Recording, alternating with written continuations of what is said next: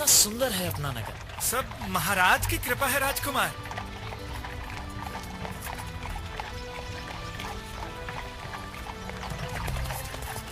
छन्ना, ये व्यक्ति कौन है?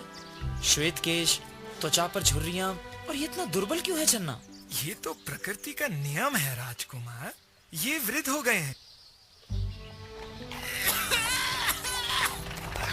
छन्ना, ये व्यक्ति कर्रा क्यों रहा है? ये कुष्ठ रोग से पीड़ित है राजकुमार। कैसा रोग? इसे क्यों हो गया है? किसी को भी हो सकता है। ये तो शरीर है, विकार की आशंका तो बनी रहती है राजकुमार। सभी को? जी राजकुमार, सभी को। ये 4 जन क्या लेकर जा रहे हैं? उनके परिजन की मृत्यु हो गई है। ये मृत्यु क्या होती है? मृत्यु जीवन का अंत है राजकुमार। फिर क्या होता है? शव को शमशान ले जाकर जला देते हैं। क्या सभी की मृत्यु निश्चित है? जिसने जन्म लिया है उसे तो मरना ही है। क्या मुझे भी? क्षमा कीजिए राजकुमार, हाँ, आपको भी। रुको छन्ना, ये कौन है? इनके मुखमंडल पर कैसी आभा है, कितनी शांति है। कैसे? ये संत हैं, साधु हैं। इन्होंने संसार को त्याग दिया है राजकुमार।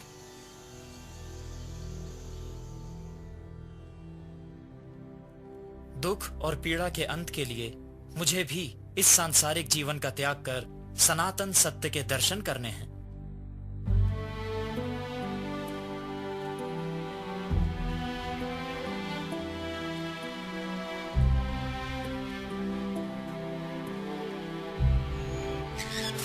राजमहल त्यागने के बाद युवराज सिद्धार्थ वर्षों तक सत्य की तलाश में यहां वहां भटकते रहे। अंततः एक बोधि वृक्ष के नीचे तपस्या करते समय उन्हें अपने प्रश्नों के उत्तर मिल गए। सत्य के दर्शन के बाद उन्हें निर्वाण प्राप्त हुआ और युवराज सिद्धार्थ गौतम बुद्ध के रूप में प्रसिद्ध हो गए। शीघ्र ही बुद्ध के शिष्यों की संख्या बढ़ने लगी।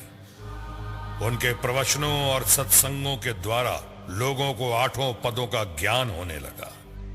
इच्छाएं ही दुख का कारण है। इच्छाओं को त्याग कर जीवन की सार्थकता और सत्य का आलिंगन करो, पीड़ा मुक्त हो जाओ। हिंसा को त्याग कर अहिंसा को अपनाओ। अहिंसा और प्रेम से ही आनंद की अनुभूति संभव है। वाह, कितना सुंदर और आनंददायी प्रवचन है। पर बड़ी दुख की बात है कि अब भी कुछ दुर्जन ईर्ष्यावश भगवान के अहित की कामना करते हैं। नारायण नारायण। महाराज, बुद्ध के उपदेशों से प्रभावित होकर सैनिक उसकी अहिंसा अपनाने लगे हैं। हमारे अस्तित्व के लिए बुद्ध का अंत आवश्यक है। इस हाथी को मादक पदार्थ खिलाकर मदमस्त कर दो। छोड़ दो इसे बुद्ध पर। हो जाने दो बुद्ध और उसके उपदेशों का अंत।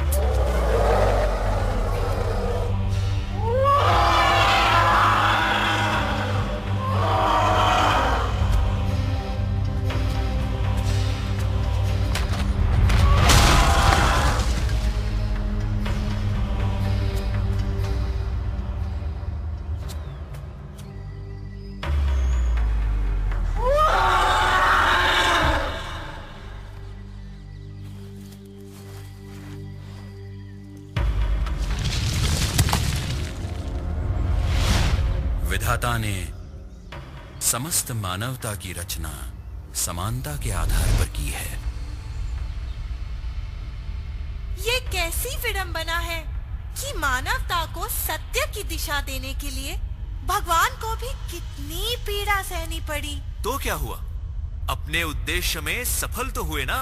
जनसाधारण ही नहीं, राजा महाराजा तक उनके सामने नतमस्तक हो रहे हैं। केवल इस देश में ही नहीं, दूर विदेशों में भी लोग उनके उपदेशों को अपना रहे हैं। बुद्धं शरणं गच्छामि।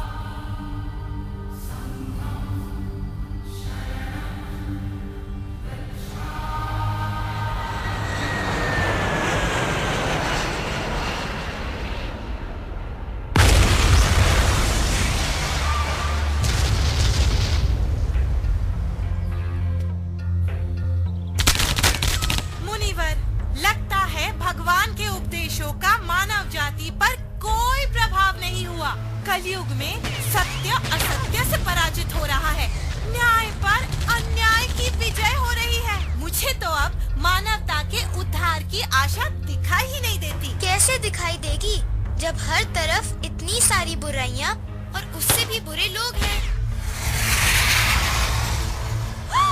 ये क्या था मुनिवर? मानव द्वारा मानव के ही विनाश का शस्त्र।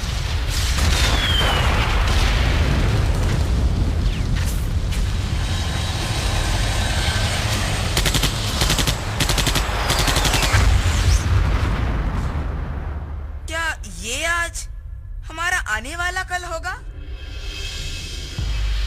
तुम्हारा आने वाला कल तुम्हारे ही हाथ में है। सदाचार की राह पर चलने वालों का हित और दुराचारियों का अंत मेरे हाथों निश्चित है। जब पाप का घड़ा भर जाएगा तब मैं कल की अवतार के रूप में धरती पर आऊंगा। अग्नि अश्व पर आरोहित हो सत्य और न्याय की धार से असत्य और अन्याय को काट कर फेंक दूंगा। धरती फिर पाप मुक्त हो जाएगी।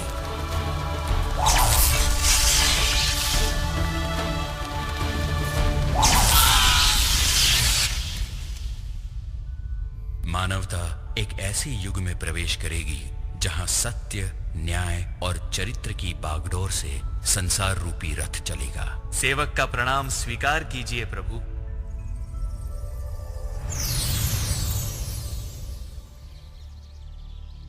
ये क्या हुआ? ये हम कहाँ आ गए? हम तो आसमान में थे। जाग गए? लगता है तुम्हारी आंखें अब पूरी तरह से खुल चुकी हैं। नारायण नारायण। नारद मुनि। कहाँ है नारद मुनि? आप ही नारद मुनि हो। मैं नारद मुनि? अरे मैं तो पुजारी हूँ, भगवान का सेवक। ऐसे कैसे?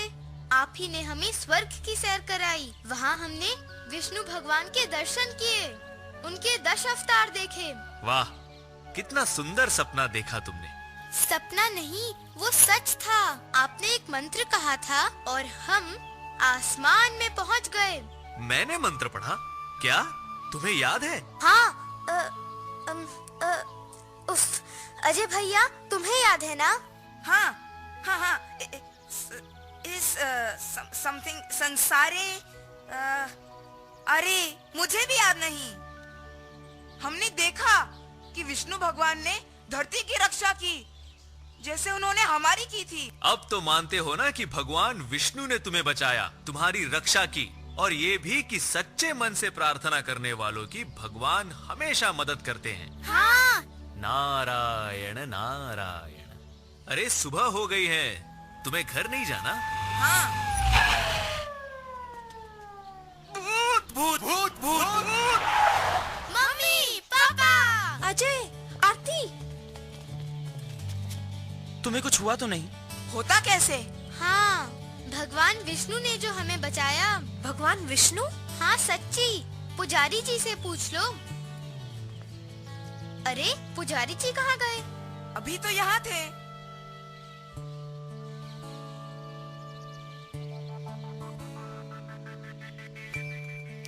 क्या यही वो गुंडे हैं जो तुम्हें उठाकर ले गए थे?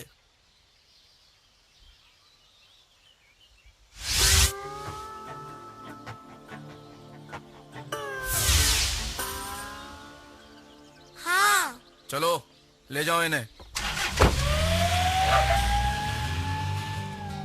भैया, क्या ये सपना था? पता नहीं, जो भी हो सच तो देख लिया।